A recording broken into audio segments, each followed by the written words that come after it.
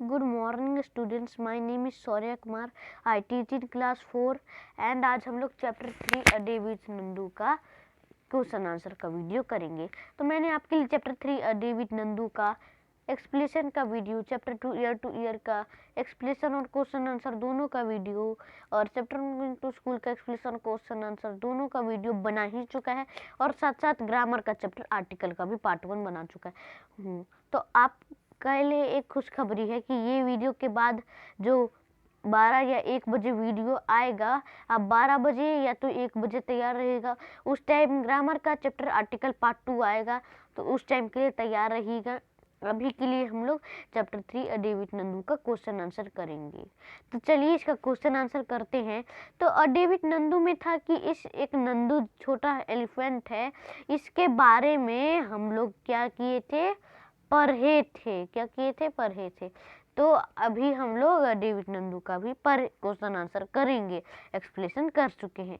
तो इसमें बताया गया कि वो कैसे कैसे क्या क्या करता है, उसे क्या क्या पसंद था, उसमें क्या क्या करता था और किस किस क्या क्या चीज़ खाता था, क्या क्या और मस्ती करता था, किस किस चीज़ से खेलता था। तो वही वही हम लोग पढ़े हैं।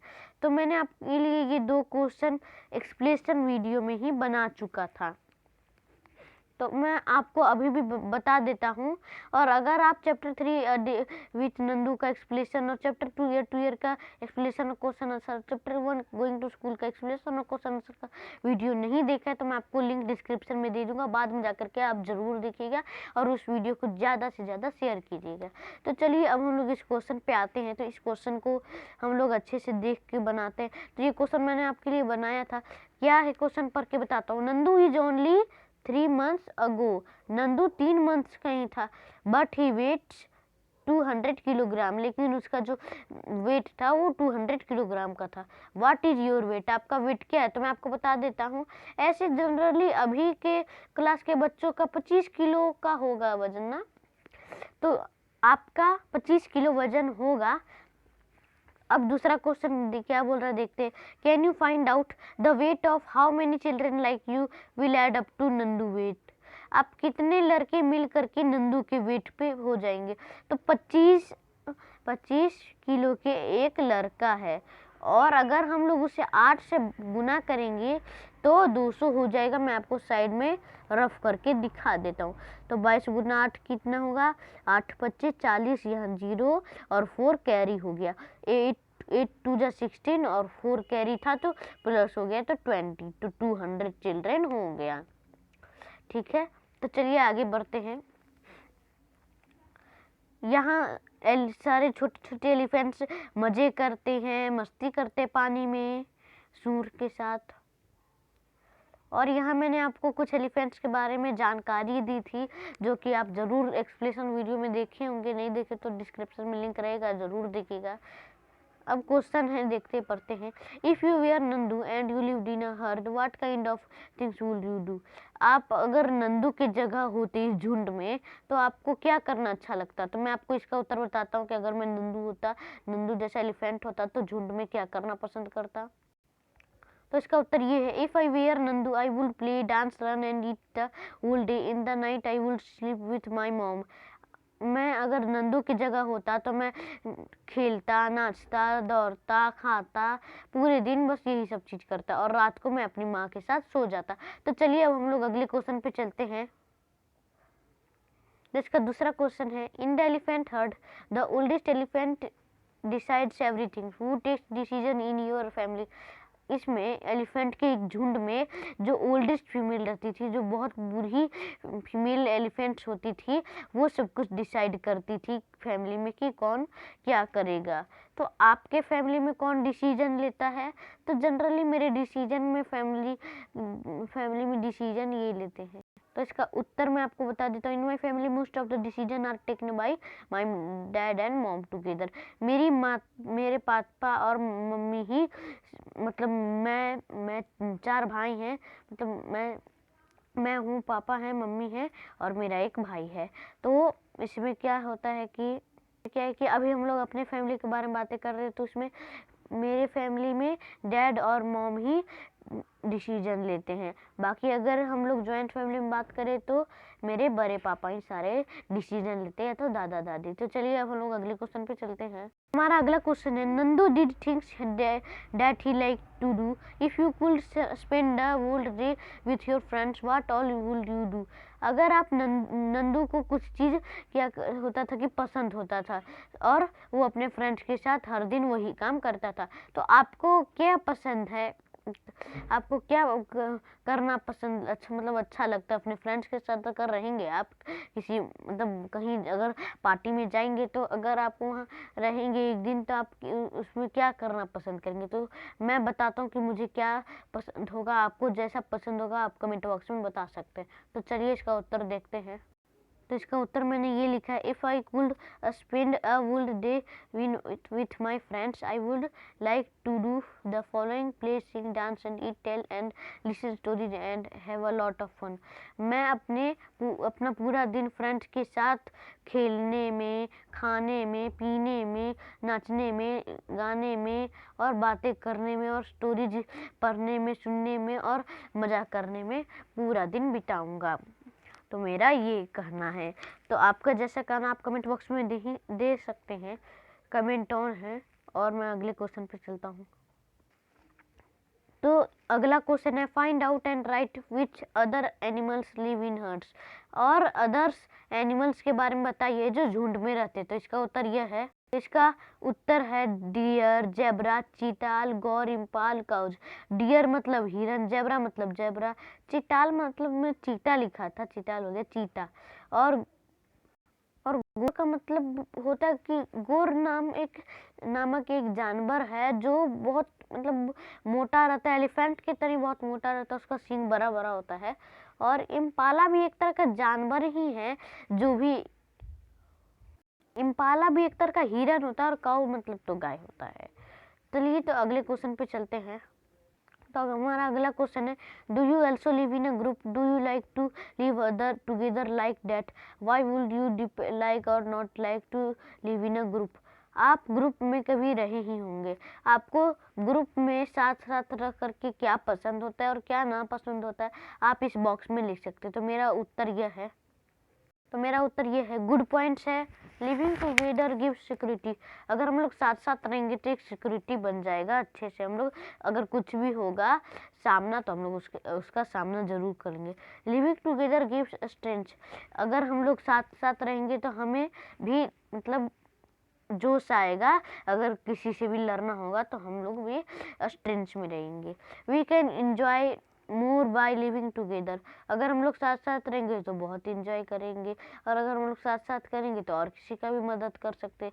और बैड पॉइंट्स है, क्वेरल में और सॉरी मैं यहाँ बैड पॉइंट लिखना भूल गया हूँ, आप ज़रूर लिखिएगा, मैं नहीं लिखा हूँ तो आप लिखिएगा, ऐसा नहीं कि आप भी मत लिखिएगा। मैं आपको ऐसे ही लिख देता हूँ, फिर तो ये हट ही जाएगा, तो आप ज़रूर लिख दीजिएगा यहाँ लाइन में बैड पॉइंट्स। तो क्या क्या बैड पॉइंट है, क्वेरल में ऑकर्स। नहीं तो हम ऐसे अगर बैड पॉइंट है कि हम लोग एक दूसरे से झगड़ते रहेंगे। वी में बिकम डिपेंडेंट, हम लोग अकेले ही रहेंगे, डिपेंडेंट ही रहना चाहेंगे। हम लोग वही जैसे करते हैं ना कि मैं लीडर हूँ, मैं हूँ, वही होने लग जाएगा। और तीसरा, वी में नॉट फील फुल्ली फ्री। और मैं पूरी तरीके से फ्री नहीं रहूँगा, कि कोई ना कोई आकर के मुझे यहाँ से वहाँ करेगा, जिसके कारण मैं फ्री नहीं रहूँगा। तो चलिए अगला क्वेश्चन देखते हैं क्या है उसका उत्तर और क्वेश्चन। तो हमारा अगला क्वेश्चन है, have you ever taken a ride on an elephant, how did it feel. आप एलिफेंट पे क्या राइड किए हैं कभी, कैसा फील होता है। तो मैंने आपको उस टाइम बताया था कि कैसा फील होता है। आप ज़रूर उस टाइम मैंने आपको एक्सप्लेनेशन वीडियो में बता चुका था कि कैसा फील होता है, लेकिन एक बार उत्तर में दे देता हूँ, तो आप भी वैसे ही लिख लेंगे, लेकिन जैसा आपको फील लगता है वैसा आप दे देंगे, और बाकी जो हाईलाइट है वो आप लिख देंगे। तो चलिए इसका उत्तर देखते हैं क्या। मैं एक बार एलिफेंट के साथ राइड किया हूँ, मुझे बहुत मज़ा आया है। तो आप इसे वंस आई टूक a ride on an elephant, आप ऐसे लिख सकते हैं अगर आप एलिफेंट से राइड किए, और अगर नहीं किए तो आप लिख सकते हैं no I I not to का राइड ऑन एलिफेंट, मैं राइड ऑन एन एलिफेंट, मैं एलिफेंट के साथ राइड नहीं किया हूँ। और आप फील तो नहीं बताएंगे क्योंकि आपकी मतलब एलिफेंट के साथ राइड की नहीं है, मैं किया हूँ, तो मैं अपना लिख रहा हूँ। आपको अगर नहीं है तो जो मैंने बोला है आप वो लिख सकते हैं। तो चलिए अगले क्वेश्चन पे चलते हैं। Which animal have you set on, right their name. आप इन 3 बॉक्सेस में, ये 3 जो बॉक्सेस है, आपको इसमें लिखना है कि आप किस किस एनिमल्स पे बैठे हैं। तो चलिए मैं अब बताता हूँ कि मैं कौन कौन से एनिमल्स पे बैठा हूँ। तो मैं हॉर्स, एलिफेंट, कैमल, डोंकी और बफेलो पे बैठा हूँ। आप जिस जिस पर बैठे आप वो लिख सकते हैं। तो चलिए अगले क्वेश्चन पे चलते हैं। You must have seen many animals around you in books, in movies. Some may be alone, some in groups. Find out more about any one of these animals and write about it. आपने कई animals को books पे या movies में देखा होगा, अकेले में भी, अकेले भी आप देखे होंगे या तो ग्रुप्स में भी देखे होंगे। तो आप उसके बारे में और किसी एक एनिमल्स के बारे में, उसके बारे में लिखना है। तो मैं लिखा हूँ, आप भी उसे लिख लीजिएगा। तो मैं इस क्वेश्चन का उत्तर ये दिया हूँ। आई सी डॉग अराउंड मी, मैंने कुत्ते को भी देखा है। Dog is an obedient animal, कुत्ता भी एक आज्ञाकारी जानवर है। It's gives us security from thieves, हमें चोरों से वो बचाता है। It's keeps a watch on our homes, हमारे घर पे वो रक्षा करता है। Dog is a 4-footed animal, कुत्ता एक चार पैर वाला एनिमल है। It eats meat, rice, milk, bread etcetera, वो मीट, चावल, दूध और रोटी खाता है। Dogs which are called puppies are lovely, और जो कुत्ते की पपीज होते, छोटे छोटे बच्चे होते, उनको हम लोग प्यार से पपी बोलते हैं। तो चलिए हम लोग अगले क्वेश्चन पे चलते हैं। इस क्वेश्चन का उत्तर आप स्क्रीनशॉट लेकर के लिख दीजिएगा अपने कॉपी में। तो चलिए अगले क्वेश्चन पे चलते हैं। Think and right, why do you think the एग्रेट is sitting on the buffalo. तो ये हमारा अगला क्वेश्चन है। तो सॉरी स्टूडेंट्स, मैंने एक्सप्रेशन वीडियो में इस क्वेश्चन का एक्सप्लेनेशन आपको गलत बताया, इसलिए अभी मैं आपको सही बता देता हूँ। तो इसका सही एक्सप्रेशन ये है। तो ये क्वेश्चन बोल रहा है कि बफेलो पे अगर कोई एग्रेट बैठ जाए या कोई बबूला बैठ जाए, सफ़ेद बबूला, तो क्या होगा, आपको क्या लगता है। तो इसका उत्तर मैं आपको बता देता हूँ। हाँ, तो मैंने उसका उत्तर है, हाँ मैंने बफेलो पे एक स्पैरो को बैठा देखा है। इसमें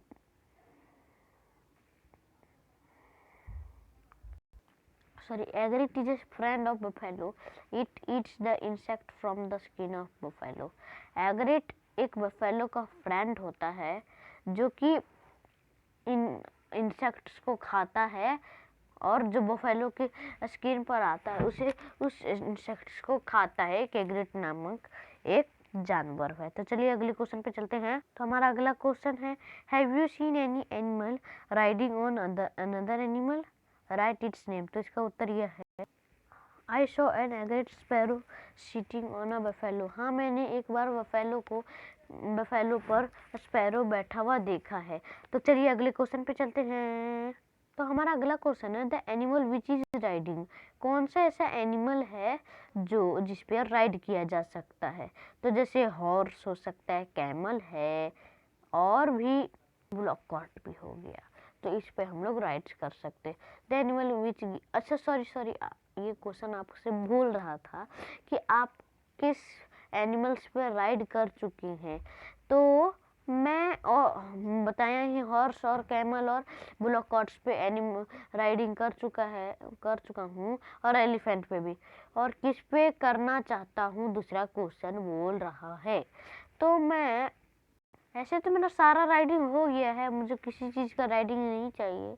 तो चलिए अगले क्वेश्चन पे चलते हैं। आपको अगर जो है राइडिंग करना है तो आप उसमें कमेंट बॉक्स में दे सकते हैं और अपनी कॉपी में उत्तर में लिख दीजिएगा। तो चलिए अगला क्वेश्चन पढ़ते हैं। Which animal do we use for riding, ऐसा कौन सा एनिमल है जिसे हम लोग राइड के लिए यूज करते हैं। तो इसका उत्तर यह है, तो हॉर्स, एलिफेंट, कैमल एटसेट्रा ये सब होते हैं राइडिंग करने के लिए। और दूसरा क्वेश्चन बोलता है कि which animal do we use for carrying loads, और कौन सा एनिमल है जिसपे लोड्स कैरी किया जाता है। तो हॉर्स पे, एलिफेंट पे, एस पे, कैमल पे, ऑक्स पे। हॉर्स मतलब घोड़ा, एलिफेंट मतलब हाथी, एस मतलब गधा, कैमल मतलब ऊंट, ऑक्स मतलब बैल और एटसेट्रा।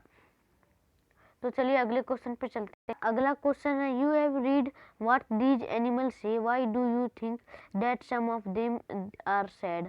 आप इन एनिमल्स के बारे में पढ़ें, क्यों ये एनिमल्स बहुत सैड रहते थे। तो ये इसमें लिखा हुआ है, अपने अपने ये जानवर बताए हुए हैं कि मेरी क्या दुखी है, मेरे साथ क्या क्या होता है और मुझे किस किस बात से दुखी होता है। तो ऐसे ऐसे दिए हुए हैं, मैं आपको इसका उत्तर देता। तो इसका उत्तर ये है they are sad because many people catch them and use them for their own benefits.